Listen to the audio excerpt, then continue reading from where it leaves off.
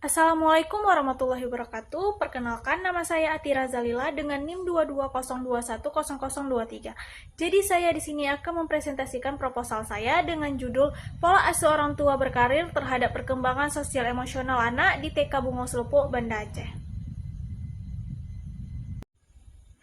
Nah, di sini saya akan menjelaskan tentang latar belakang di mana pola asuh yang diterapkan oleh orang tua mencakup berbagai aspek. Nah, termasuk komunikasi dan pengolahan sikap yang berdampak langsung pada karakter dan tanggung jawab anak. Nah, keluarga sebagai lingkungan pertama bagi anak memainkan peranan krusial dalam membentuk kepribadian yang sangat diperlukan untuk mendukung perkembangan sosial emosional mereka. Nah, selanjutnya ini adalah landasan teori, di mana pola asuh diartikan sebagai cara orang tua berinteraksi dengan anak, cara orang tua menjadi teladan di hadapan anak, dan cara orang tua menyayangi, menyikapi, dan membantu anak mengatasi permasalahan dengan hangat, terbuka, mendengarkan secara aktif dan realistis. Nah, selanjutnya itu ada jenis-jenis pola asuh.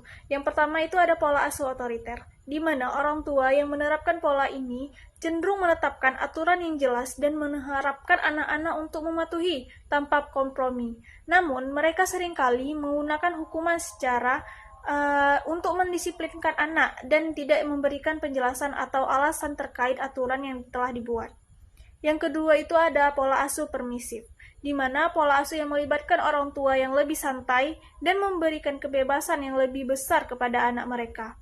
Yang ketiga itu ada pola asuh demokratis, di mana pola asuh yang menggunakan pengawasan dan pengendalian terhadap anak. Nah, orang tua memenuhi kebutuhan anaknya dengan mempertimbangkan faktor-faktor penting dan kebutuhan yang dapat dipenuhi. Nah, jadi sini saya akan menjelaskan tentang dampak pola asuh berkarir terhadap perkembangan sosial emosional anak. Yang pertama itu ada pola asuh otoriter, di mana dampak positifnya itu anak yang diasuh dapat dengan pola ini dapat menunjukkan kedisiplinan yang tinggi karena orang tua bersikap tegas dan memerintah. Yang kedua itu ada dampak negatifnya. Nah, anak seringkali merasa tidak bahagia, cemas, dan sulit mengikuti aktivitas, dan keterampilan komunikasi sosial anak pun cenderung lemah. Dan karena mungkin merasa diremehkan, jadi dapat menimbulkan rasa frustasi. Yang kedua itu ada pola asuh permisif, di mana dampak positifnya itu orang tua lebih mudah mengasuh anak karena tidak mempunyai kendali terhadap anak. Dampak negatifnya itu mereka bisa menjadi sulit dikendalikan, tidak bisa mengontrol diri, dan kurang mandiri. Nah, selanjutnya itu ada pola asuh demokratis, di mana dampak positifnya anak yang dibesarkan dengan model ini umumnya lebih bahagia karena memiliki pengendalian diri yang baik dan mampu bersosialisasi dengan baik serta menjaga hubungan persahabatannya. Dampak negatifnya sendiri, meskipun sifatnya lebih positif, kecenderungan ini dapat menimbulkan masalah jika kurangnya komunikasi antara anak dan orang tua. Misalnya, jika anak menjadi agresif atau dominan dalam berinteraksi sosial.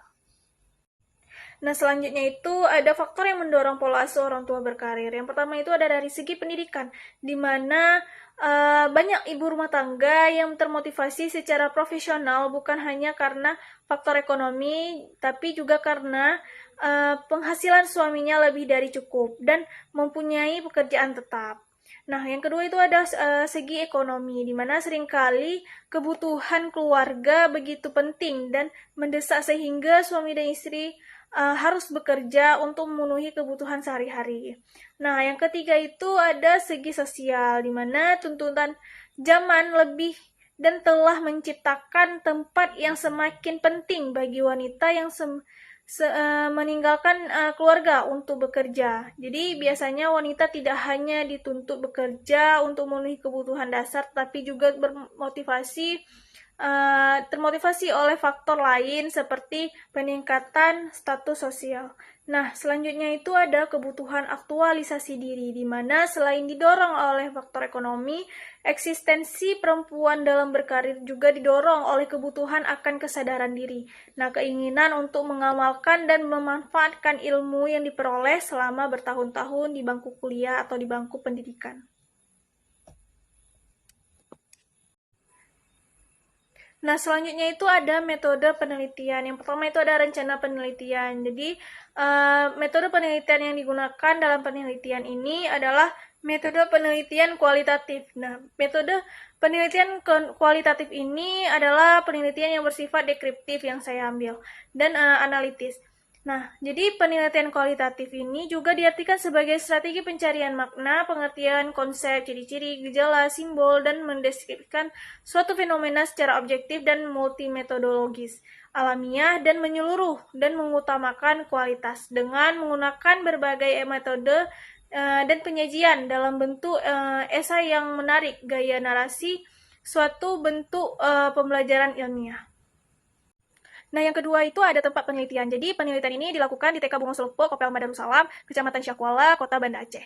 Nah, selanjutnya itu ada populasi dan sampel penelitian. Yang pertama itu ada populasinya, di mana dalam penelitian ini adalah beberapa orang tua dan anak-anak yang terdaftar di TK Bungo Selopo, Banda Aceh. Nah, sampelnya, sampel penelitian yang akan diambil dan digunakan dengan menggunakan teknik purposive sampling. Karena teknik ini adalah pemilihan peserta yang dilakukan berdasarkan kriteria tertentu yang relevan dengan penelitian. Nah, sampel yang dimaksud adalah 5 anak di TK Bungo Selopo dan 5 orang tua yang memiliki anak di TK Bungo Selopo, Kopel Madarussalam, Kecamatan Syakwala, Kota Banda Aceh.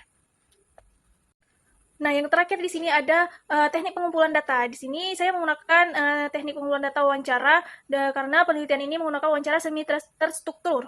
Akan dilakukan dengan orang tua yang memiliki anak di TK Bungo Selopo. Yang kedua, saya menggunakan teknik pengumpulan data observasi. Nah, penelitian ini akan dilakukan dengan orang tua yang memiliki anak juga di TK Bungo Selopo, Banda Aceh.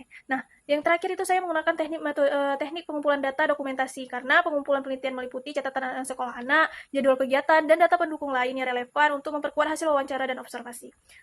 Sekian presentasi proposal saya. Mohon maaf apabila ada salah kata. Saya akhiri. Wassalamualaikum warahmatullahi wabarakatuh.